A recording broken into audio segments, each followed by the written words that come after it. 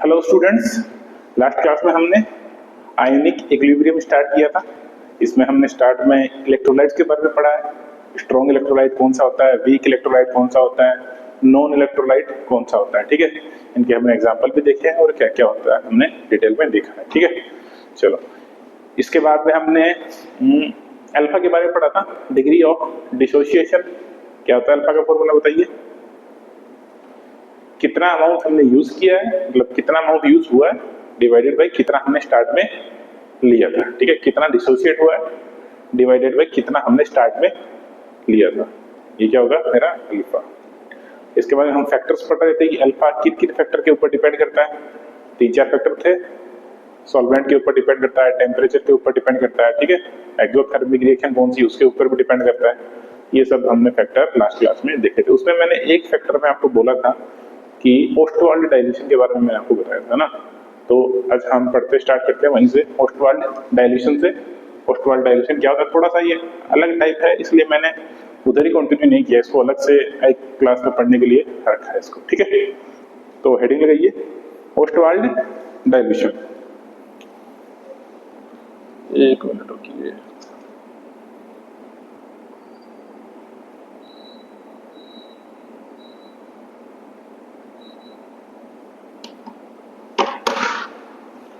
लगाइए heading.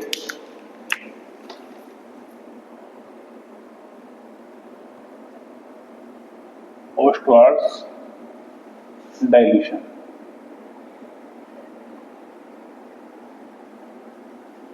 Ostwald dilution, ठीक है, देखते हैं ओस्टवाल्ड डाइल्यूशन क्या होता है। सबसे पहले तो हमें पता होना चाहिए जो ओस्टवाल्ड डाइल्यूशन है ये किसके लिए, only for weak electrolyte.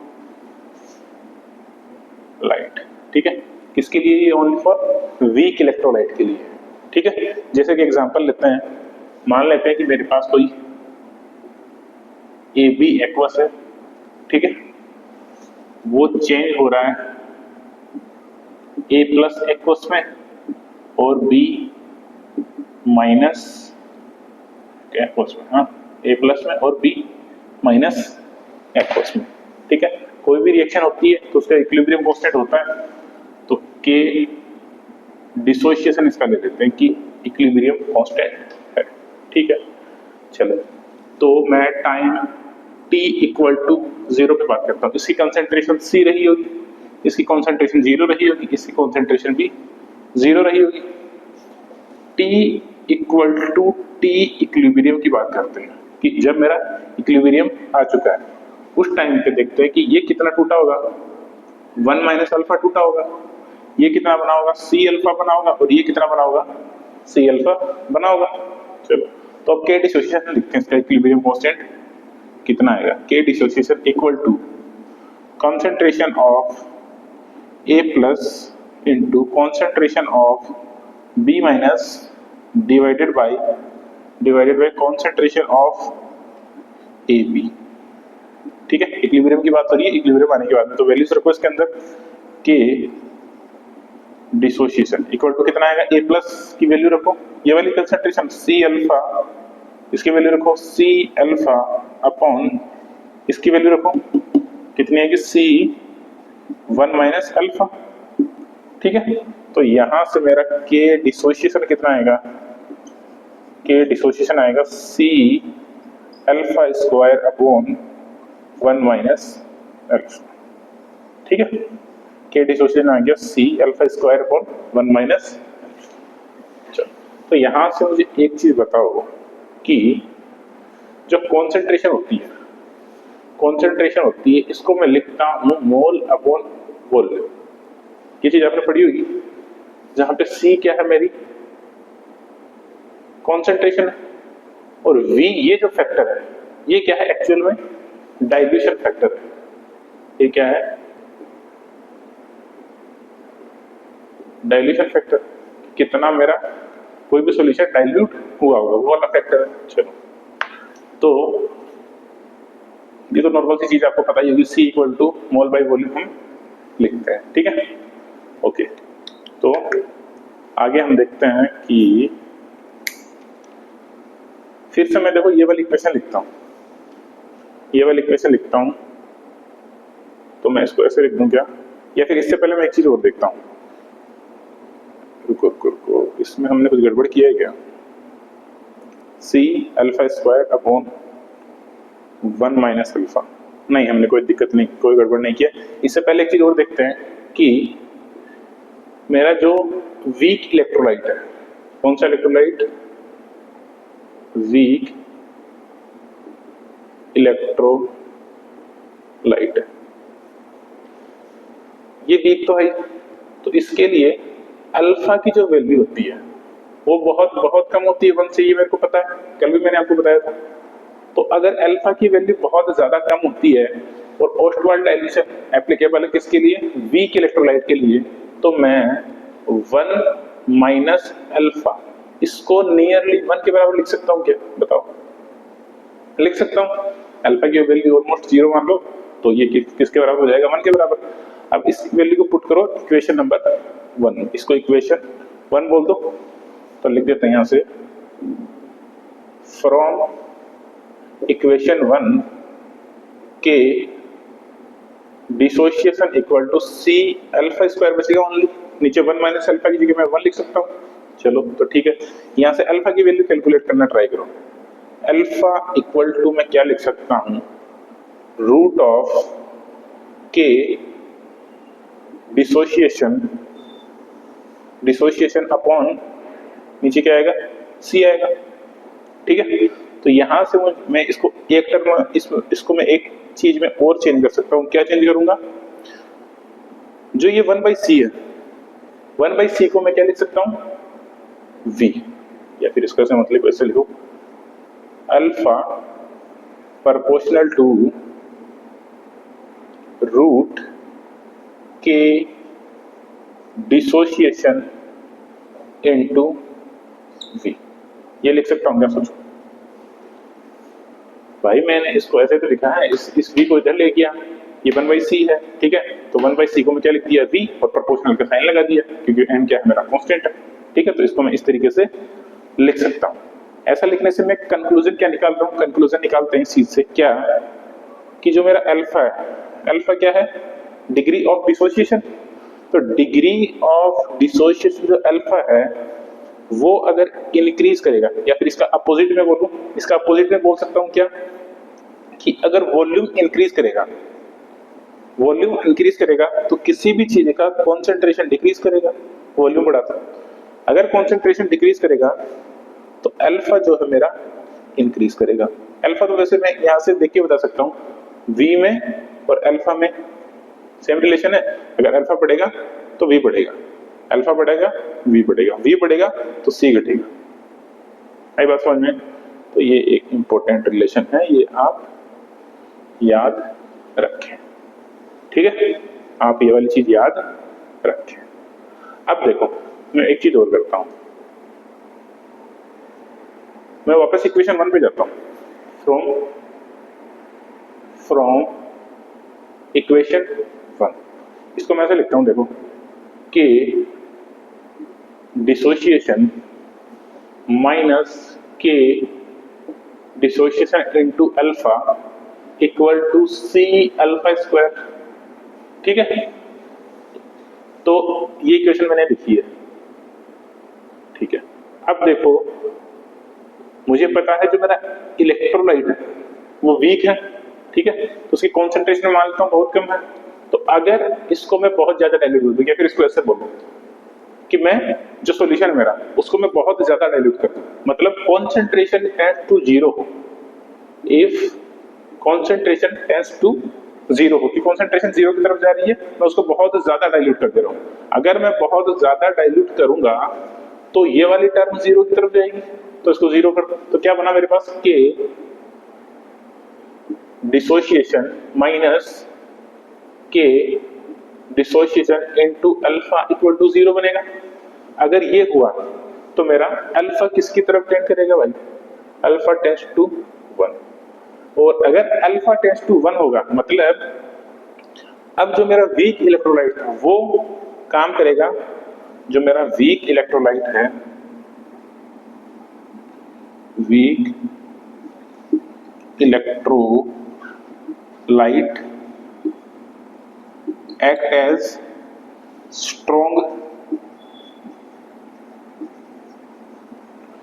Electrolyte. क्यों करेगा स्ट्रॉन्ग इलेक्ट्रोलाइट की वजह से? क्योंकि अब इसका अल्फा कितना हो गया है 1। आई बात समझ में? इसका कहने का मतलब यही है, कंक्लूजन सारा यही है कि मेरे पास कोई वीक इलेक्ट्रोलाइट है, ठीक है, मेरे पास क्या है, कोई वीक इलेक्ट्रोलाइट है। अगर मैं उसको इनफाइनाइटली डाइल्यूट कर दूं, इनफाइनाइटली डाइल्यूट कर दूं मतलब कॉन्सेंट्रेशन ऑलमोस्ट जीरो की तरफ पहुंचा दूं। अगर उसको मैं इनफाइनाइटली डाइल्यूट करता हूं तो जो मेरा वीक इलेक्ट्रोलाइट है वो एक्ट करने लगेगा एज ए स्ट्रॉन्ग इलेक्ट्रोलाइट।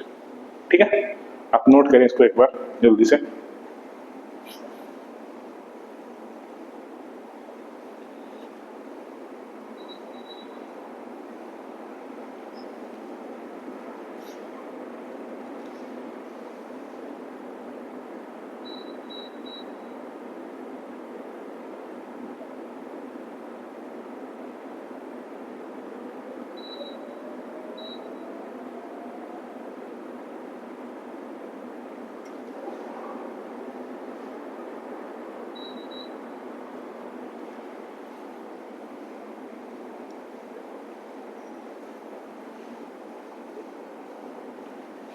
हो गया नोट? तो ये आपका नोट हो चुका है। कंक्लूजन अगर आप लिखना चाहो तो लिख लो। अगर कोई वीक इलेक्ट्रोलाइट है उसको अगर मैं इनफाइनाइटली सोल्यूबल करता हूं तो उस केस में मेरा जो वीक इलेक्ट्रोलाइट है वो एक्ट करेगा एज ए स्ट्रॉन्ग इलेक्ट्रोलाइट। ठीक है, चलो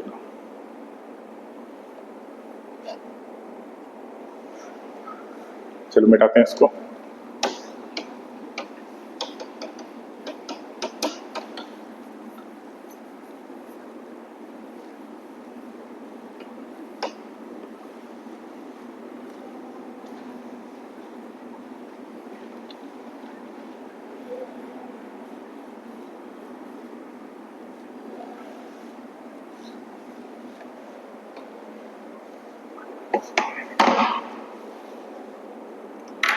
आगे लिखिए heading ब्रोंस्टेड-लवरी approach. ब्रोंस्टेड-लवरी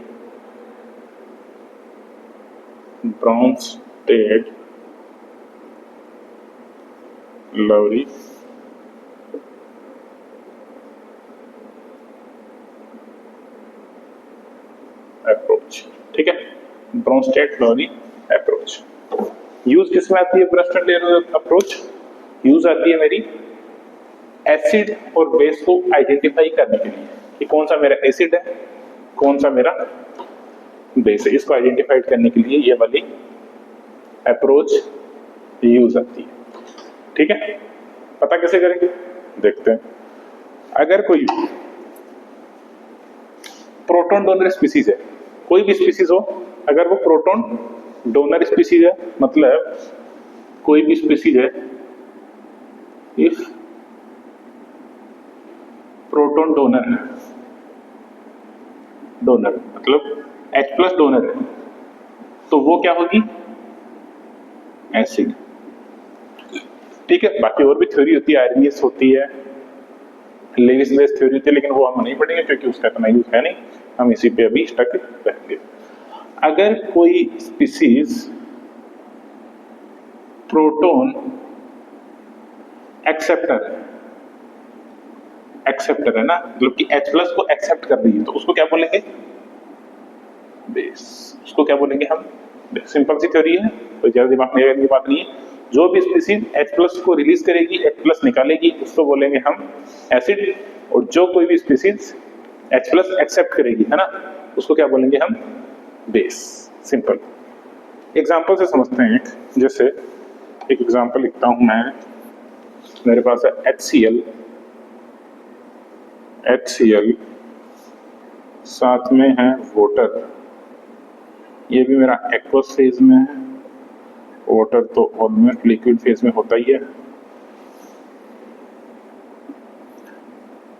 H3O+ hydronium ion, और उसके साथ बनता है मेरा Cl-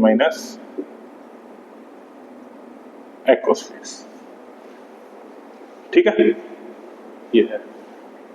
तो इसमें देखो सबसे पहले तो हमको पहचानना है कि एसिड कौन सा है, बेस कौन सा है। तो देखते हैं कि HCl कैसे काम कर रहा है। पहले HCl था, बाद में हाइड्रोजन ये रिलीज कर दिया, ओनली Cl में पहुंच गया, मतलब इसने प्रोटॉन डोनेट किया होगा, हाइड्रोजन डोनेट किया होगा, तभी Cl- में पहुंचा है। मतलब ये किसके जैसे एक्ट करेगा, एक्ट एज ए एसिड। तो मैं लिख सकता हूं ये किसकी तरह एक्ट कर रहा है, या फिर इसको लिख सकता हूं मैं एसिड 1। 1 2 क्यों लिख रहा हूं बताता हूं थोड़ी देर में। अब बात करते हैं इसके बारे में, H2 के बारे में।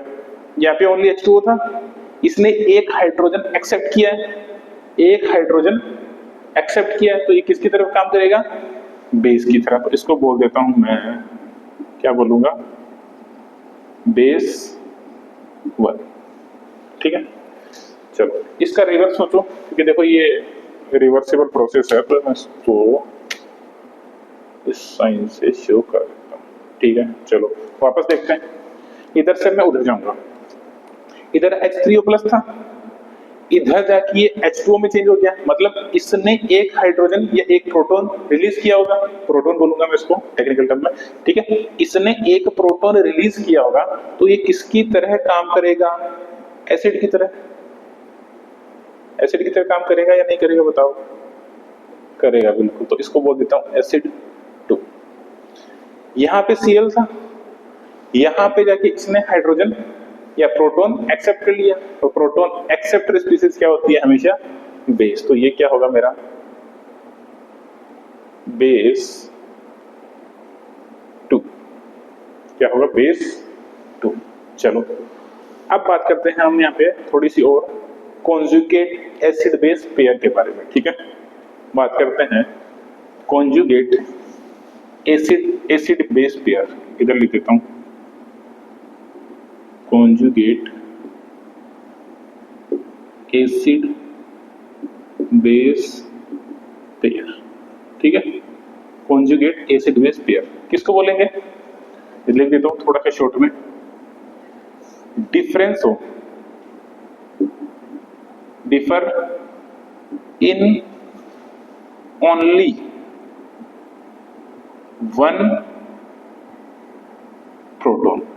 ठीक है, जहां भी मेरा एक प्रोटॉन का डिफरेंस हो किसी भी दो स्पीसीज में, वो मेरा एसिड बेस पेयर होगा। वो क्या होगा, मेरा एसिड बेस पेयर। एग्जांपल से समझते हैं, मान लेते हैं यहां पे मेरा Cl है, मान लेते क्या है, Cl है। ठीक है, क्या Cl, तो ये चेंज हो रहा है इधर जाके किसमें, Cl में। ठीक है, यहाँ पे HCl था, वहां पे बचा ओनली Cl, तो डिफरेंस है एक हाइड्रोजन का या एक प्रोटॉन का, तो ये क्या होगा मेरा एसिड बेस पेयर। क्या होगा, एसिड बेस पेयर। इसमें बताओ, इधर H2O था, इधर क्या हो गया H3O प्लस, एक हाइड्रोजन और एक्सेप्ट कर लिया भाई। इन दोनों में देखना, एक हाइड्रोजन का डिफरेंस, एक प्रोटॉन का डिफरेंस है, तो ये भी क्या होगा मेरा एसिड बेस पेयर। क्या होगा, ये भी मेरा एसिड बेस पेयर। अब देखते हैं कॉन्जुगेट एसिड और कॉन्जुगेट बेस क्या होता है। देखो, अगर मैं इसको एसिड बोलूंगा, अगर मैं इसको एसिड बोलूंगा, तो ये क्या होगा मेरा कॉन्जुगेट बेस। ये क्या होगा, इसके रिस्पेक्ट में बोल रहा हूं, इसके रिस्पेक्ट में ये क्या होगा मेरा कॉन्जुगेट बेस। और अगर मैं इसको बेस बोलूंगा, तो ये क्या होगा मेरा कॉन्जुगेट एसिड। ठीक है, ऐसे ही इसमें देख लो, अगर इसको बेस बोलूंगा, तो ये क्या होगा, ये क्या होगा कॉन्जुगेट एसिड। ये क्या होगा कॉन्जुगेट एसिड। आई बात समझ थोड़ा सा। चलो कुछ और एग्जांपल लेते हैं और समझते हैं इस चीज को, कॉन्जुगेट एसिड बेस पेयर। बहुत लोग कंफ्यूज होते हैं इसमें, तो आप इसमें कंफ्यूज ना हो इसके लिए कुछ एग्जांपल लेता हूं मैं, और देखते हैं एसिड बेस पेयर के बारे में। जैसे मैं लिखता हूं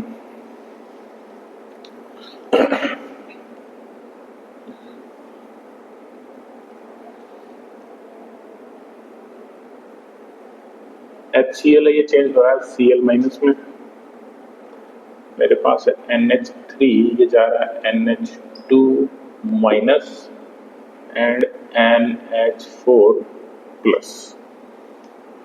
ठीक है,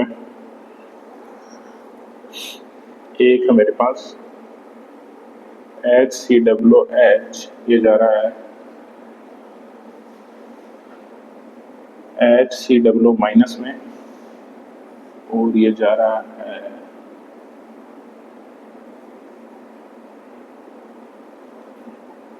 HCOOH2। ठीक है, एक और है मेरे पास NaH2PO4, और एक है मेरे पास Na2HPO4। ठीक है, एक है मेरे पास H3PO4 प्लस एक है मेरे पास Na3PO4। ठीक है, तो इसमें आपको बताना है कौन सा एसिड बेस पेयर है, कौन सा कॉन्जुगेट एसिड है, कौन सा बेस है। ठीक है, एक ही चीज एसिड की तरह भी काम कर सकती है और बेस की तरह भी काम कर सकती है, वो डिपेंड करता है कि हम किसको रेफरेंस लेके उसको कंसीडर कर रहे हैं। ठीक है, एक ही चीज एसिड की तरह भी काम कर सकती है और बेस की तरह भी काम कर सकती है, डिपेंड करता है हम उसको किस रेफरेंस और फ्रेम में देख रहे हैं। ठीक है, चलो क्वेश्चन नंबर 1 की बात करते हैं। बताओ एसिड कौन सा होगा, बेस कौन सा होगा। यहां से यहां गया, इसने हाइड्रोजन रिलीज किया होगा, तो ये किसकी तरह काम करेगा, एसिड की तरह, और ये किसकी काम करते रहेगा, बेस की तरह, और दोनों में एक प्रोटॉन का डिफरेंस है, तो ये मेरा एसिड बेस पेयर होगा, मतलब कॉन्जुगेट एसिड बेस पेयर। क्या होगा, कॉन्जुगेट एसिड बेस पेयर होगा, क्योंकि एक ही प्रोटॉन का डिफरेंस होना चाहिए। इसमें बताओ यहां से यहां जाओ, क्या इसमें एसिड बेस पेयर होगा कि कॉन्जुगेट एसिड बेस पेयर होगा, नहीं होगा। देखो यहाँ पे 3 हाइड्रोजन थे, यहाँ पे 2 ही बचे हैं, एक प्रोटॉन का डिफरेंस है, मतलब ये मेरा कॉन्जुगेट एसिड बेस पेयर है, कॉन्जुगेट एसिड बेस पेयर है। ठीक है, क्या ये वाला भी कॉन्जुगेट एसिड बेस पेयर है, क्या बताओ। बिल्कुल है, इसमें 3 हाइड्रोजन है, इसमें 4 हाइड्रोजन है, एक का डिफरेंस है, तो ये भी। बताओ ये स्पीसीज इसके लिए एसिड का काम करेगी या बेस का काम करेगी, इसके रेफरेंस में बताओ। यहां से मैं यहां जा रहा हूं, यहां से यहां जा रहा हूं, प्रोटॉन एक्सेप्ट कर रहा हूं, प्रोटॉन एक्सेप्ट कर रहा हूं, मतलब प्रोटॉन एक्सेप्टर स्पीसीज क्या होगी, मेरी बेस होगी, तो ये काम करेगा एज ए बेस। ठीक है, ये वाली स्पीसीज इधर से इधर आ रही है, एक हाइड्रोजन को रिलीज कर रही है, हाइड्रोजन डोनर स्पीसीज या फिर प्रोटॉन रिलीज करने वाली स्पीसीज क्या होगी, एसिड होगी, तो ये क्या होगा, एसिड होगा, इसके रेस्पेक्ट में एसिड है। ठीक है, इसके रेस्पेक्ट में एसिड है। चलो इधर आओ, यहां से यहां जा रहा हूं, तो मैं क्या कर रहा हूं, एक हाइड्रोजन को एक्सेप्ट कर रहा हूं, और मुझे पता है हाइड्रोजन एक्सेप्टर या फिर प्रोटॉन एक्सेप्टर स्पीसीज को मैं क्या बोलता हूं, बेस बोलता हूं। तो अब ये स्पीसीज किसकी तरह एक्ट करेगी, बेस की तरह, बेस की तरह एक्ट करेगी। ठीक है, इसमें बताओ यहां से मैं इधर जाऊंगा, एक प्रोटॉन रिलीज करूंगा, और जब एक प्रोटॉन रिलीज करता हूं तो मेरी प्रोटॉन डोनर स्पीसीज क्या होती है, एसिड, तो उसको क्या बोलूंगा मैं, एसिड। ठीक है, तो यहां से पता क्या चला कि एक ही स्पीसीज मेरी एसिड की तरह भी काम कर सकती है, बेस की तरह भी काम कर सकती है, डिपेंड करता है हम उसको किस रेफरेंस से देख रहे हैं। इसमें बताओ है कि नहीं, ये तो था ना, हाँ, मतलब देखो इसमें 2 पेयर बनेंगे, एक तो ये वाला पेयर बनेगा और एक ये वाला पेयर बनेगा, लेकिन ये दोनों पेयर नहीं बनेंगे, ध्यान रखना, इसमें 2 प्रोटॉन का डिफरेंस है।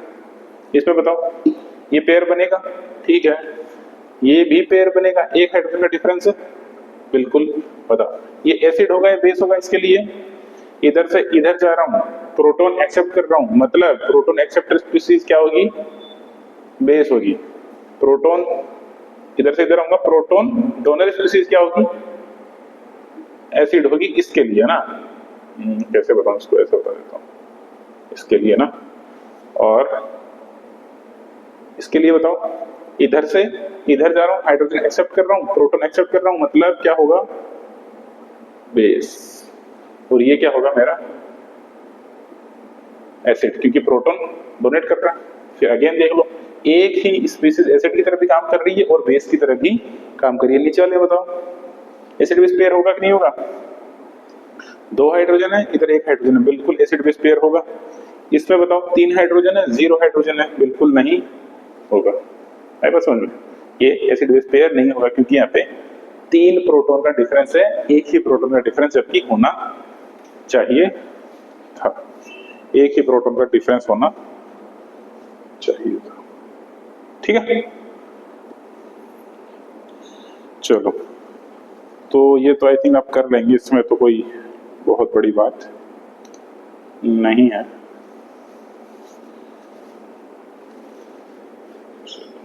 तो इसके आगे पढ़ते हैं हम, ये तो आप कर ही लेंगे, इसमें कोई बड़ी बात नहीं है। आगे देखते हैं हम बेसिसिटी और एसिडिटी क्या होती है।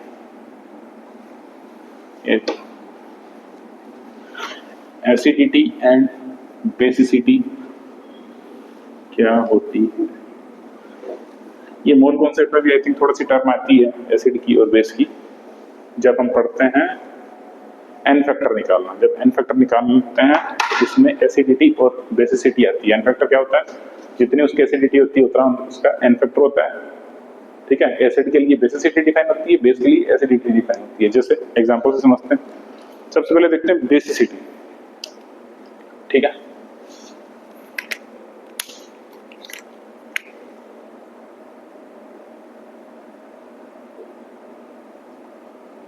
बेसिसिटी, बेसिसिटी सही है स्पेलिंग? आई थिंक यहाँ पे आएगा स्पेलिंग, आप देख लें। बेसिसिटी, बेसिसिटी किसके लिए डिफाइन होती है? फॉर एसिड के लिए, फॉर एसिड। ठीक है, एसिड के लिए डिफाइन होगी। क्या होती है बेसिसिटी? बेसिसिटी जितने प्रोटॉन डोनर होंगे वही उसकी क्या होगी? बेसिसिटी है ना। तो इसको लिख सकते हैं number of H plus donor. जितने H प्लस डोनर होंगे उतनी ही उसकी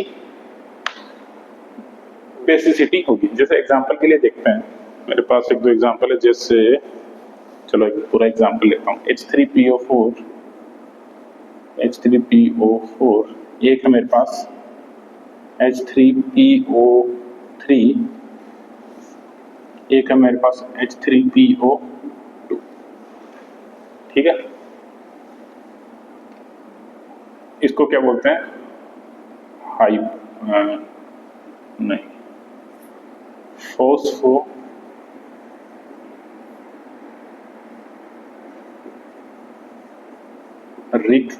एसिड। इसको क्या बोलेंगे? Phosphorous acid, phosphorous acid. इसको क्या बोलेंगे?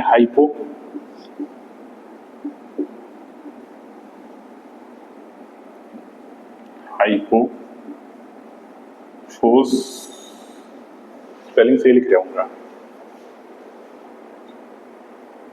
फॉस्फोरस।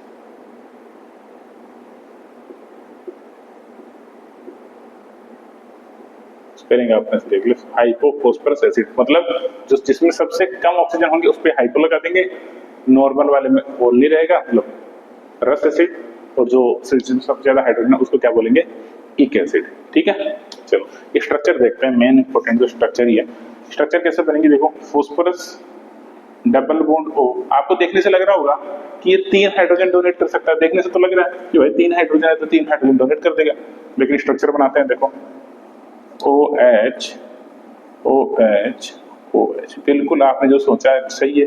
इसके अंदर 3 एसिडिक हाइड्रोजन प्रेजेंट है। 3 एसिडिक हाइड्रोजन है तो 3 एसिडिक हाइड्रोजन प्रेजेंट है, तो इसकी बेसिसिटी कितनी होगी? इसकी बेसिसिटी कितनी होगी? 3। ट्राई बेसिक एसिड भी इसको बोलते हैं। क्या बोलते हैं इसको? Try basic acid. ठीक है, ट्राई बेसिक एसिड। इसके लिए स्ट्रक्चर बनाते हैं, फॉस्फोरस डबल बॉन्ड O, एक तरफ OH, एक तरफ OH और एक तरफ ओनली H। अभी भी देखो, आपको देखने से लग रहा होगा खाली फॉर्मूले को देख के कि 3 हाइड्रोजन है तो ये तीनों डोनेट हो जाएंगे, लेकिन ऐसा नहीं है, ये वाला हाइड्रोजन एसिडिक नहीं है, खाली ये दोनों हाइड्रोजन ही एसिडिक है, ठीक है, खाली ये वाला और ये वाला है ना, ओनली 2 एसिडिक हाइड्रोजन यहाँ पे प्रेजेंट है। तो ये क्या होगा मेरा डायाबेसिक एसिड, ठीक है, ये क्या होगा मेरा डाइबेसिक एसिड। इसमें बताओ क्या होगा, phosphorus double bond O, OH, H and H। तो इसके अंदर क्या है मेरा ओनली 1 एसिडिक हाइड्रोजन, तो इसकी बेसिसिटी कितनी होगी ओनली, ठीक है, बेसिसिटी होगी, सिंपल है कि जितने हाइड्रोजन रिलीज कर सकता है वो उसकी बेसिसिटी होगी, ठीक है। एसिडिटी, सिंपल एसिडिटी तो कुछ है ही नहीं, एसिडिटी किसके लिए होगी, फॉर बेस जितने नंबर ऑफ OH डोनर, इसका मतलब ये है number of H plus donor, मतलब कि जितने हाइड्रोजन रिलीज कर सके, ठीक है, जितने हाइड्रोजन रिलीज कर सके, इसका मतलब क्या होगा, number of OH minus donor, कि जितने OH माइनस रिलीज कर सके उसको क्या बोलेंगे, उसकी एसिडिटी। जैसे मैं लिखता हूँ NaOH, कितने OH रिलीज कर पाएगा, एक, तो इसकी एसिडिटी कितनी होगी 1। मैं लिखता हूँ KOH, कितने OH माइनस रिलीज कर पाएगा, एक, तो एसिडिटी कितनी होगी 1, ठीक है। मैं लिखता हूँ BaOH का होल ट्वाइस, कितने OH रिलीज कर पाएगा 2, तो एसिडिटी कितनी होगी 2, ठीक है। इस टाइप से मैं ये चीजें डिफाइन कर सकता हूं, ठीक है। जो एक OH रिलीज करेगा उसको क्या बोलेंगे, डाया एसिडिक बेस, उसको क्या बोलेंगे हम, डाया एसिडिक बेस, ठीक है, एसिडिटी डिफाइन कर रहे हैं तो क्या बोलेंगे उसको, डाया एसिडिक बेस। इसको क्या बोल रहे थे, डाया बेसिक एसिड, ठीक है। तो ये चीजें छोटी छोटी चीजें हैं, आपको ध्यान रखनी पड़ेगी, ठीक है। नोट करें इसको एक बार जल्दी से।